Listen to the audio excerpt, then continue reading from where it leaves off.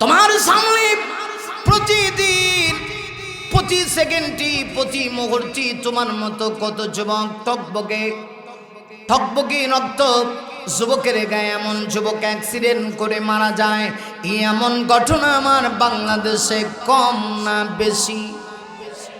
তাহলে যুবক যৌবনের তাড়নায় সাবধান। এই কথাটা বললো না যে হুজুর এখন আমার এনজয় করার টাইম, এখন কি আমার নামাজ পড়ার টাইম? সাহাবীদের অবস্থা কেমন ছিল? আল্লাহু আকবার। লজ্জাস্থান টাকার মতো কাপড় নাই, কিন্তু নামাজ ছাড়তে রাজি না। নবীজির একজন সাহাবীর কথা বলি, সাহাবীর নাম ছিল হযরতে আব্দুল্লাহ।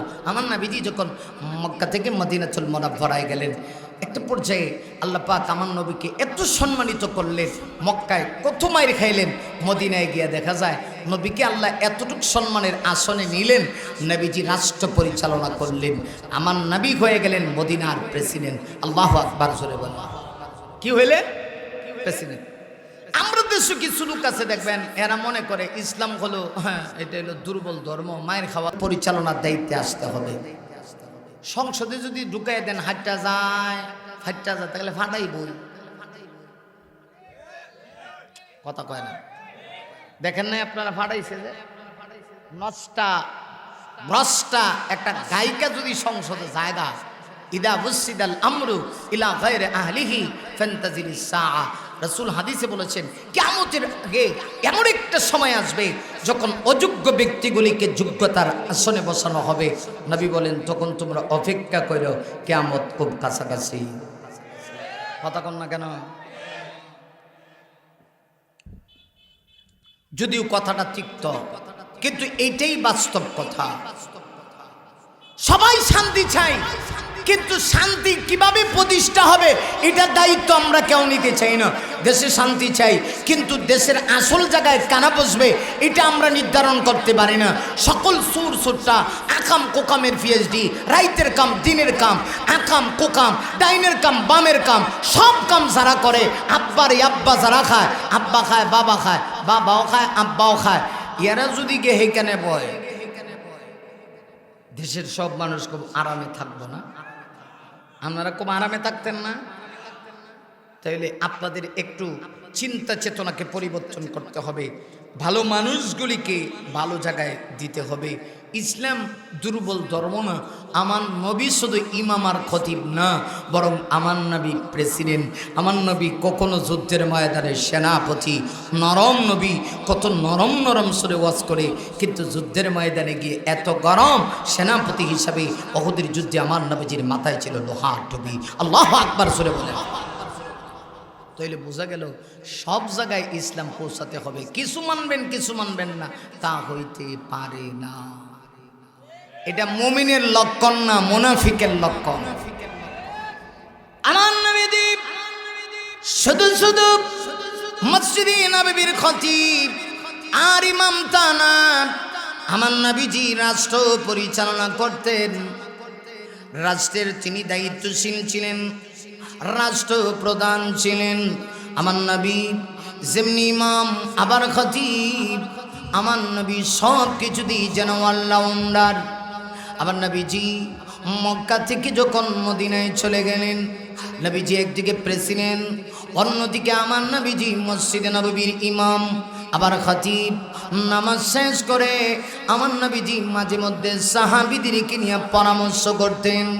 মসজিদে বসে পরামর্শ হতো মদিনা কিভাবে চলতে পারে। সকল সাহাবীরা আমার নবীজির পরামর্শে অংশগ্রহণ করতেন। কিন্তু দেখা গেল সাহাবীদের ভিতরে একজন সাহাবী ছিলেন, যার নাম ছিল হযরতে আব্দুল্লাহ। আরে ওই এই সাহাবী আমার নবীর পিছনে নামাজ আদায় করতেন ঠিক, কিন্তু নামাজ পড়ে এক মুহূর্ত বসতেন না। নবীজি যখন সালাম ফিরাইতেন, আসসালামু আলাইকুম ওয়া রাহমাতুল্লাহ, ডান দিকে সালাম ফিরাইতেন, বাম দিকে সালাম ফিরানোর সাথে সাথে ওই সাহাবী এক মুহূর্তের জন্য আমার নবী দরবারে বসতেন না। একটা দৌড় মেরে আব্দুল্লাহ আনসারী সাহাবী একটা দৌড় মেরে তিনি বাড়িতে চলে যাইতেন। তাই তো সাহাবীরা আমার নবীজির কাছে একদিন অভিযোগ দায়ের করেছে, ইয়া রাসূলুল্লাহ, আপনি না যখন নামাজ শেষ করেন, নামাজ শেষ করার পরে আমরা সকল সাহাবীরা আপনার সামনে বসে থাকি, আমরা আপনার কাছে বসে থাকি আপনার মনে মুক্তা খচিত কথাগুলি শোনার জন্যে। কিন্তু আপনার সাহাবী আব্দুল্লাহ ডান দিকে সালাম ফিরান, বাম দিকে সালাম ফিরাইতে দেরি হয়।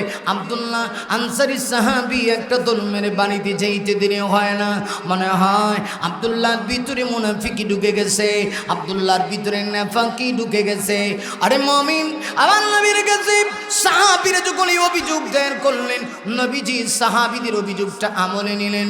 আমলে নিয়ে আমার নবীজি একদিন আব্দুল্লাহর বাড়ির দিকে রওনা হয়ে গেলেন আব্দুল্লাহর খোঁজ খবর নেওয়ার জন্যে। কেন কি হইল? আব্দুল্লাহ শুধু নামাজি শরীক হয়, নামাজে সালাম ফিরাইতে দেরি হয়, আব্দুল্লাহ দৌড়ে কেন বাড়িতে যেতে দেরি হয় না। আমার নবী আব্দুল্লাহর খবর নেওয়ার জন্য নবীজি সাহাবীদের একটা কাফেলা নিয়ে রওনা হইলেন। এদের ভিতরে দুইজন সাহাবী উল্লেখযোগ্য ছিলেন। একজন সাহাবীর নাম আবু বকর, আবু বকর সিদ্দিক সাহাবীদের ভিতরে একেবারে নরম, এত নরম। আরে মুমিন, আমার নবীজি হাদিসের ভিতরে বলেছেন আরহামু উম্মতি বি উম্মতি আবু বকর। নবী বলেন আমার উম্মতের ভিতরে সবচেয়ে নরম দিলওয়ালা সাহাবী হলো আবু বকর। নরম সাহাবী আবু বকর, তাদের ভিতরে একজন ছিলেন, আরেকজন ছিলেন হযরত ওমর। ওমরও ছিলেন এই মজলিসে। আমি আপনাদের কাছে জানতে চাই, ওমর কি নরম না গরম? আরো জোরে, খালি কি গরম?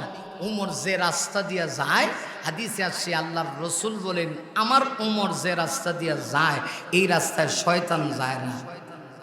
সুবহানাল্লাহ, বাড়ি দিয়া হয়ে। আর আমাদের কাছে মাঝে মধ্যে শয়তান আয় না। ওমরে দেখলে শয়তান রাস্তা দিয়া যায় না, আর আমরারে দেখলে শয়তান আয় না। আয় না কেন? শয়তান চিন্তা করে আমার যত ডিউটি আছে সব আমার বন্ধু বান্ধবে লয়ে লইছে, এর কাছে আমি গিয়া আমার ওভার ডিউটি করে সময়টা নষ্ট করে কোনো লাভ নাই। কথা কন না কেন? আর ওমরে দেখলে শয়তান রাস্তা ছেড়ে পালা। আল্লাহু আকবার। যার নাম মনে হলে ভরে যাইব খোলাফায়ে রাশিদার মোরে ফারুক। যার নাম মনে হলে ভরে যাইব খোলাফায়ে রাশিদার মোরে ফারুক। মাবুদের প্রতি ছিল নিবেদিত প্রাণ, নিজেই বহন করে দুঃখীদের ত্রাণ। মাবুদের প্রতি ছিল নিবেদিত প্রাণ, নিজেই বহন করে দুঃখীদের ত্রাণ। তে করি দুনিয়ার আলিশান সুখ মোরে ফারুক, মোরে ফারুক। মারহাবা কর, বলতে পারবেন না আমার সাথে? মোরে ফারুক, মোরে ফারুক। বলেন বলেন, মোরে ফারুক। আরে এতগুলি মানুষের আওয়াজ কি এমন হয়? একটু জোরে আওয়াজ করে আবার আমার সাথে, মোরে ফারুক, মোরে ফারুক।